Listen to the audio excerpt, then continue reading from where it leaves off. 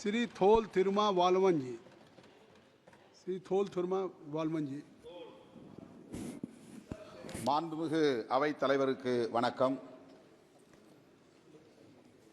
என்னை தேர்ந்தெடுத்த சிதம்பரம் தொகுதி வாக்காளர் பொதுமக்களுக்கும் விடுதலை சிறுத்தைகள் கட்சிக்கு 2 இடங்களில் சிதம்பரம் மற்றும் விழுப்புரம் ஆகிய 2 இடங்களில் வெற்றியை தந்து ஒரு மாநில கட்சியாக அங்கீகரித்திருக்கிற இந்த 2 தொகுதி வாக்காளர் பொதுமக்களுக்கும் திராவிட முன்னேற்றக் கழகத்தின் தலைமையிலான கூட்டணிக்கு 40க்கு 40 100க்கு 100 வெற்றியை தந்த தமிழ்நாட்டு வாக்காளர் பொதுமக்களுக்கும் அகில இந்திய அளவில் அரசமைப்பு சட்டத்தை பாதுகாப்பதற்கென எதிர்க்கட்சிகளுக்கு 234 இடங்களை அளித்து ஒரு மகத்தான தீர்ப்பை வழங்கிய இந்திய வாக்காளர் பொதுமக்கள் அனைவருக்கும் முதலில் என்னுடைய நெஞ்சார்ந்த நன்றியை உரித்தாக்குகிறேன். குடியரசுத் தலைவரின் உரை மீதான நன்றி தெரிவிக்கும் தீர்மானம் 240 இடங்களில் மட்டுமே வெற்றி பெற்றிருக்கிற பாரதிய ஜனதா கட்சிக்கு தனி மெஜாரிட்டி கிடைத்திருக்கிறது என்ற தவறான தகவலை பேசியிருக்கிறார் நம்முடைய குடியரசுத் தலைவர். அதுவே ஆளும் கட்சி அவருக்கு நன்றி செலுத்த கடமைப்பட்டிருக்கிறது. ஆனால் எதிர்க்கட்சிகள் மக்களுக்கு நன்றி சொல்ல கடமைப்பட்டிருக்கிறோம். அரசமைப்பு சட்டத்திற்கு எதிரான பிற்போக்கு சக்திகளை எதிர்க்க வேண்டும், வீழ்த்த வேண்டும் என்பதுதான் இந்தியா கூட்டணியின் ஒரே நிலைப்பாடாக இருந்தது. திரு ராகுல் காந்தி உள்ளிட்ட இந்தியா கூட்டணி கட்சிகளின் தலைவர்கள் அனைவரும் ஒருமித்த குரலில் நாட்டு மக்களுக்கு விடுத்த ஒரே வேண்டுகோள், இந்திய அரசமைப்பு சட்டத்திற்கு பெரும் ஆபத்து சூழ்ந்திருக்கிறது.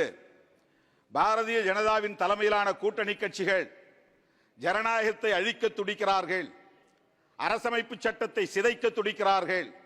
நீங்கள் எங்களை ஆட்சி அமர்த்த வேண்டும் என்பதை விட இந்த அரசமைப்பு சட்டத்தை பாதுகாக்க முன்வாருங்கள் என்றுதான் வேண்டுகோள் விடுத்தோம்.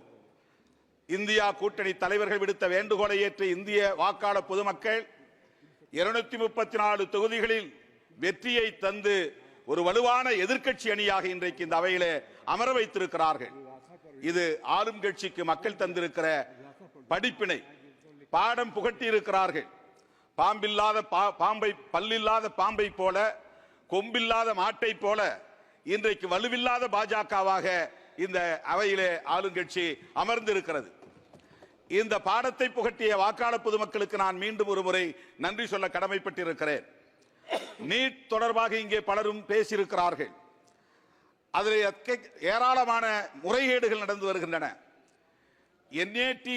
NTA நேஷனல் டெஸ்டிங் ஏஜென்சி அந்த அமைப்பை முதலில் கலைக்க வேண்டும்.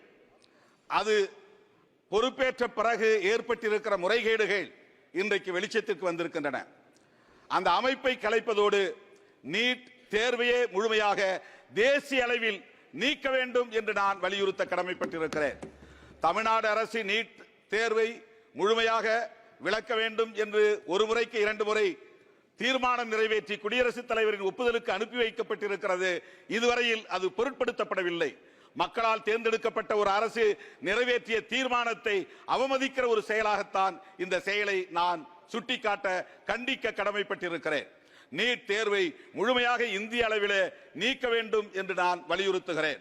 அரசமைப்பு சட்டத்தில் ஆர்டிகிள் 47 உறுப்பு எண் 47 டைரக்டிவ் பிரின்சிபல்ஸ் மிக முக்கியமான ஒரு வழிகாட்டுதலை தருகிறது. இந்திய அளவிலே இந்திய ஒன்றிய அரசு போதைப் பொருள்களையும் சாராயத்தையும் முழுமையாக நீக்குவதற்கு, விலக்குவதற்கு உரிய நடவடிக்கைகளை மேற்கொள்ள வேண்டும் என்று வழிகாட்டி இருக்கிறது. அதன் அடிப்படையில் 1954 ஒரு கமிட்டி உருவாக்கப்பட்டது, மதுவிலக்கு விசாரணை குழு. அது அளித்த அறிக்கை 1958 நடைமுறைப்படுத்த வேண்டும் என்று பரிந்துரைத்தது. ஆனால் இந்திய ஒன்றிய அரசு இதுவரையில் அதை நடைமுறைப்படுத்துவதற்கு எந்த முயற்சியையும் மேற்கொள்ளவில்லை. அதே 44 யூனிஃபார்ம் சிவில் கோடு வேண்டும் என்று சொல்லுகிற அந்த ஆர்டிகிள் எடுத்துக்கொள்ளப்பட்டு சிவில் கோடு உருவாக்குவதற்கான முயற்சியிலே இந்த அரசு ஈடுபடுகிறது. ஆனால் 47 பொருட்படுத்தவில்லை. நான் இந்திய அளவிலே இன்றைக்கு இளம் தலைமுறை பாழாகி வருவதை எண்ணி வேதனைப்படுகிறேன். இந்த அரசுக்கு அந்த வேதனை இருக்கிறதா என்பதை நான் கேள்வி எழுப்ப விரும்புகிறேன். இளம் தலைமுறையினர், ஹியூமன் ரிசோர்ஸ், மனித வளம் கடுமையாக பாதிக்கப்படுகிறது. போதைப் பொருள்கள் இந்தியா முழுவதும் இங்கும் அங்கும் என்று அங்கொன்றும் இங்கொன்றுமாக இல்லை. ஒரு குறிப்பிட்ட மாநிலங்களில் மட்டும் இல்லை, இந்தியா மாநிலங்கள் அனைத்திலும் போதைப் பொருள்கள் மிக தாராளமாக புழக்கத்தில் இருக்கின்றன. கள்ளச்சாராயம் காய்ச்சப்படுகிறது. 4 மாநிலங்களை தவிர எல்லா மாநிலங்களிலும் அரசு மதுபானங்களை விற்பனை செய்கிறது.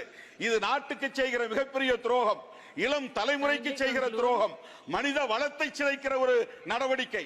எனவே தேசிய மதுவிலக்கு கொள்கையை ஒரு கொள்கையாக இந்த அரசு கொண்டு வர வேண்டும். இந்தியா முழுவதும் மதுவிலக்கை நடைமுறைப்படுத்த வேண்டும், போதை புழக்கத்தை தடுக்க வேண்டும் என்று வேண்டுகோள் விடுத்து இந்த வாய்ப்புக்கு நன்றி கூறி அமர்கிறேன். நன்றி, வணக்கம்.